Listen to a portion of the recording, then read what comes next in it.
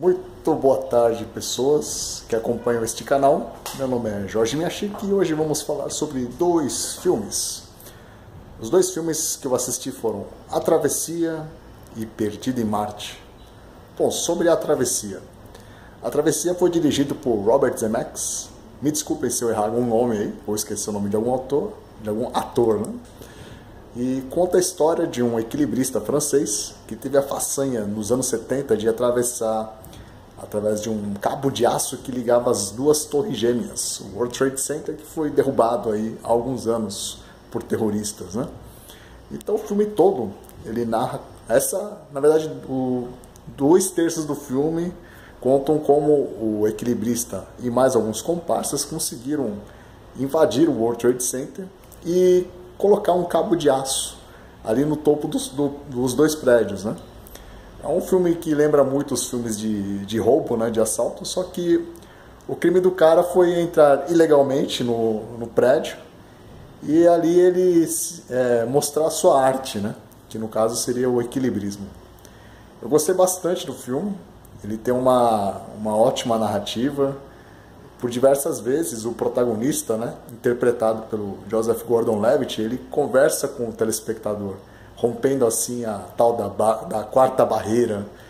Então ele dialoga assim com quem está assistindo ao filme e vai contando curiosidades que ocorreram, né, durante essa peripécia, né, do equilibrista.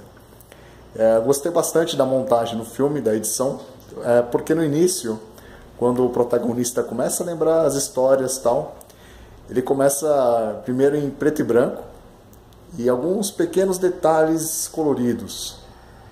E de repente, em uma cena-chave, a imagem do flashback fica totalmente colorida. Então, na minha compreensão, o que eu entendi foi o seguinte: sabe quando você está contando uma história e você começa a contar tal e de repente você lembra de algum detalhe mais importante e as coisas ficam mais claras? Então eu acho que é mais ou menos nesse sentido, né? Enquanto as imagens estão em preto e branco, ele está meio assim nebulosa, as ideias tal. E quando realmente as coisas ficam claras e que a imagem fica totalmente colorida. Deixa eu ver o que mais que eu lembro assim, que eu achei interessante. A trilha sonora é muito bacana, muitas músicas da época. Apesar de eu não ter vivido a época, mas eu gosto bastante das músicas da década de 70. A reconstrução, né, a reconstituição da época, do período dos anos 70, o próprio World Trade Center, assim. Uma coisa muito legal que eu achei foi o efeito 3D, que causa um efeito assim, muito legal quando você assiste em IMAX em 3D. Dá uma profundidade incrível em relação à altura dos prédios e tal. Então é um filme que eu recomendo aí. Tá passando um avião aí. É um filme que eu recomendo bastante. E quem assistiu aí, deixa nos comentários o que achou. E o segundo filme que eu vou falar rapidinho é o Perdido em Marte. Filme mais recente do Ridley Scott, né, que é o diretor de Gladiador, Blade Runner, Thelma e Louise, Prometheus. Dessa vez é uma ficção científica, mas enveredada assim por uma ficção científica mais calcada na realidade. Realidade entre aspas, né? Porque no filme uma equipe de astronautas da NASA conseguiu realmente chegar em Marte e lá estão fazendo coleta de material, todo o procedimento, né, que eles usualmente fizeram na Lua e estão fazendo ali no planeta. Quer dizer, eu imagino, né, que na Lua tenham feito isso também. Então, coleta de materiais, de pedras, etc. E devido a uma tempestade que está atingindo o planeta vermelho, a equipe é obrigada a se retirar dali. Só que um dos astronautas, acho que se não me engano uma equipe de 6 astronautas, e um deles acaba se ferindo, né, durante a tempestade e não consegue embarcar na nave que seria a fuga, né? Ixi, meu braço está cansando aqui, só um minuto. Enfim, aí esse astronauta é o Matt Damon, que é o protagonista do filme. O filme relata assim o período em que ele ficou sozinho no planeta Marte, como é que ele fez para sobreviver e até que ele vai ser assim Assim, primeiramente ele está dado como morto, ninguém sabia. Deixou algumas mensagens, né, dando pistas de que estaria vivo, até ser localizado pela NASA. Quando o pessoal descobre que ele está vivo, eles tentam ver assim, qual a maneira mais viável do pessoal, né, da equipe da NASA, né, dos especialistas, né, desse tipo de trabalho, qual seria a forma mais viável para resgatá-lo.